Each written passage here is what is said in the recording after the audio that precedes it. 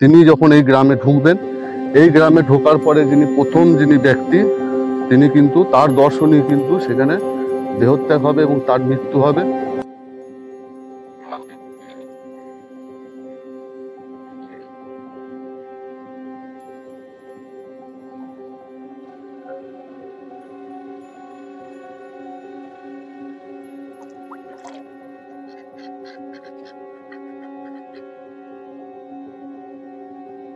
তোকে দেখে তো আমি ভয় পেয়ে গেছিলাম যে এটা কি জিনিসটা।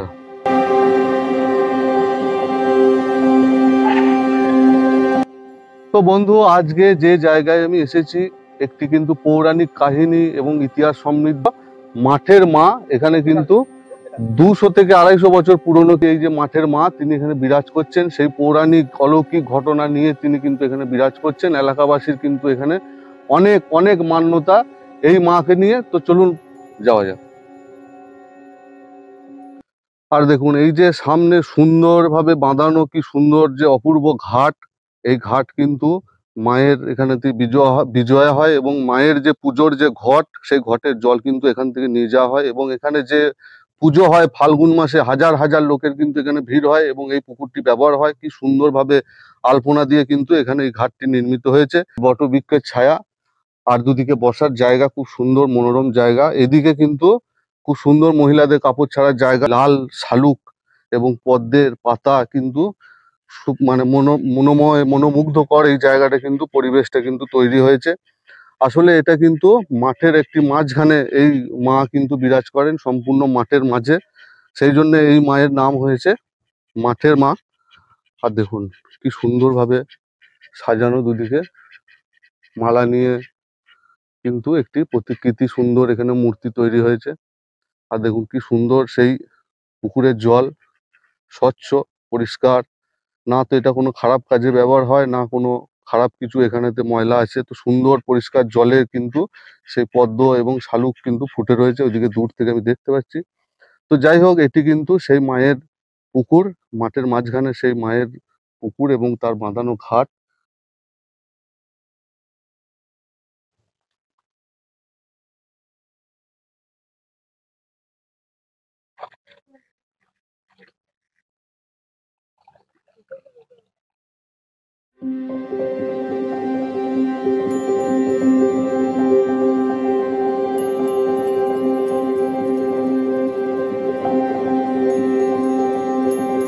আর দেখুন এই যে গাছটি, এখানে কিন্তু একটি পোস্টার চিটানো আছে, মানে মায়ের বেদি সংলগ্ন চত্বরে কেউ গরু, মহিষ, ছাগল ইত্যাদি বাঁধবেন না। মানে এখানে কিন্তু খুব পবিত্রভাবে এই জায়গাটি থাকে।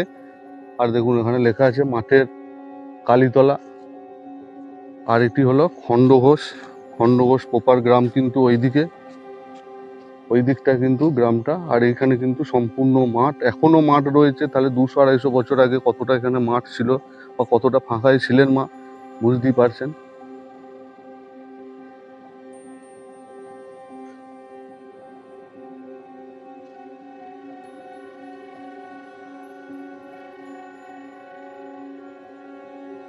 হ্যাঁ, গাছে উঠেছিস? তোকে দেখে তো আমি ভয় পেয়ে গেছিলাম যে এটা কি জিনিসটা।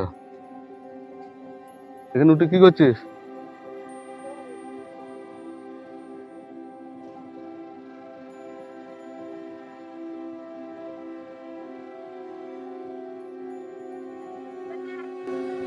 আর দেখুন এই যে মাঠ, এই মাঠ জুড়ে কিন্তু বিশাল মেলা বসে ফাল্গুন মাসে এই মা জাগ্রত। এবং এর যে পৌরাণিক কাহিনী রয়েছে, সেটি হলো আজ থেকে 200-250 বছর আগে এখানে কিন্তু এই এলাকার মানুষরা কিন্তু হাজারো হাজারো লোক কিন্তু এখানে মারা যাচ্ছিল।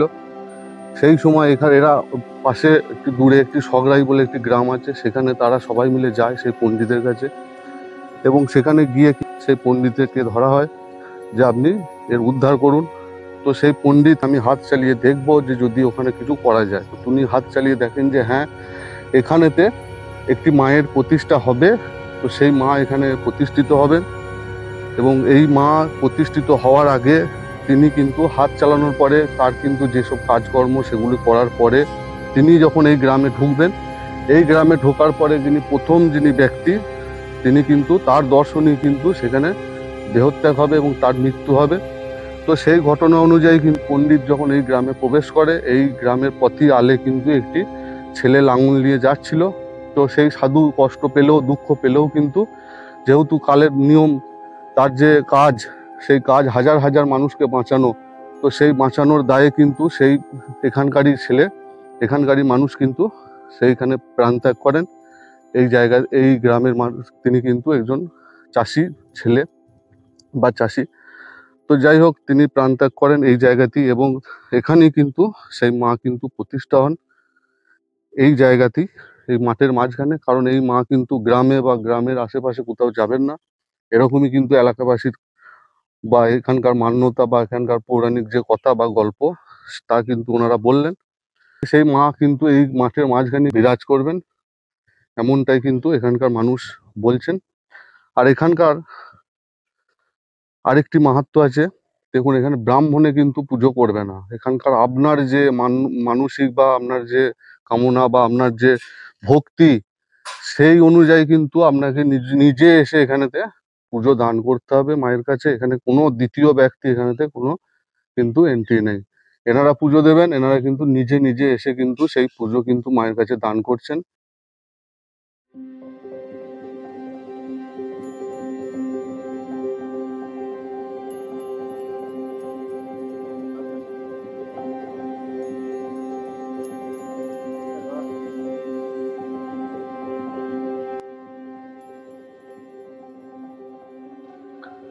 তো দেখুন, এখানে সেই বাঁধানো কিন্তু সুন্দর একটি জায়গা, চৌহদ্দি জায়গা, যেখানে মা বিরাজ করছেন। এই যে বটবৃক্ষ, আমি তাতে আস্তে আস্তে একটু উঠবো।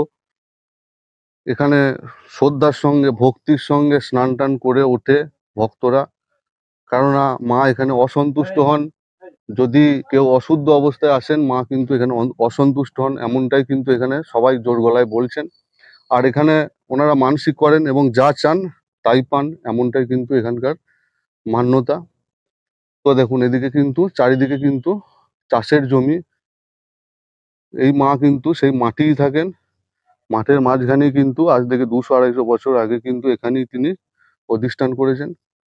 তাই তিনি মাঠের মা।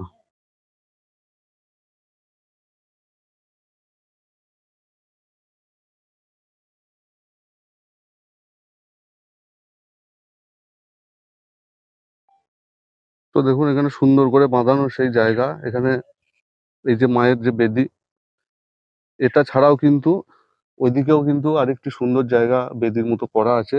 আর এদিকে দেখুন, পুরো কিন্তু ড্যাঙা একটা এলাকা। আর ওইটি হলো কিন্তু এই গ্রামের শ্মশান। ওই যে ব্যক্তি যিনি মারা গেছিলেন প্রথম, সেই পণ্ডিতের কথা অনুযায়ী সেইখানেই কিন্তু প্রথম ওনাকে জ্বালানো হয়। এই শ্মশান কিন্তু তখন থেকে এখানে জ্বালানো হয়, এবং তারপর থেকেই এই জায়গায় মায়ের প্রতিষ্ঠা হয়, এমনটাই কিন্তু এখানকার মানুষ বললেন এবং এটাই শোনা যায়। তো যাই হোক, ওইদিকে কিন্তু আরেকটি আটচালার মতো রয়েছে, চৌহদ্দির মতো রয়েছে, কি সুন্দরভাবে ঘেরা।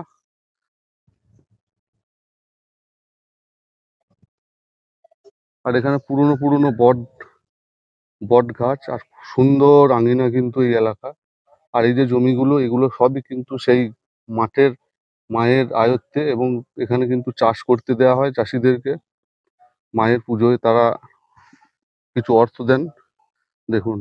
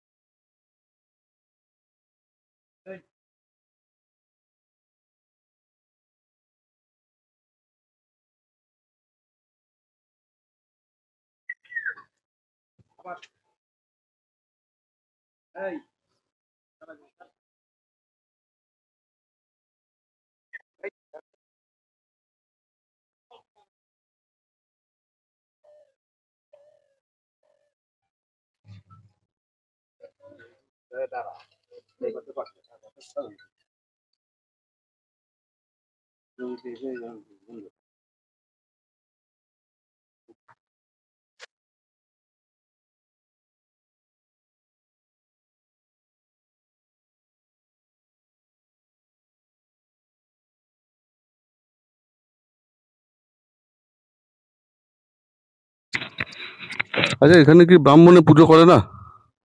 হ্যাঁ, এখানে নিজে নিজে যে আপনারা পুজো দিচ্ছেন, নিজেরাও দেয়, ব্রাহ্মণ এসেও দেয়। নিজেরাও পুজো দেওয়া হয় হুম। ব্রাহ্মণ ছাড়াই? হুম। আচ্ছা, কিন্তু সব জায়গায় তো ব্রাহ্মণে পুজো করায়। পরে সব দিন হয়, আসে না। মানে এখানে আসে না, বা এখানে ঘাটের মা এমনি ডাইরেক্ট পুজো নেয়? পুজো দিতে আসে, দিতে আসে ডাইরেক্ট পুজো, এই এখানে। মা ডাইরেক্ট পুজো তো আমার নেয়, তাই তো? হ্যাঁ। আচ্ছা আচ্ছা।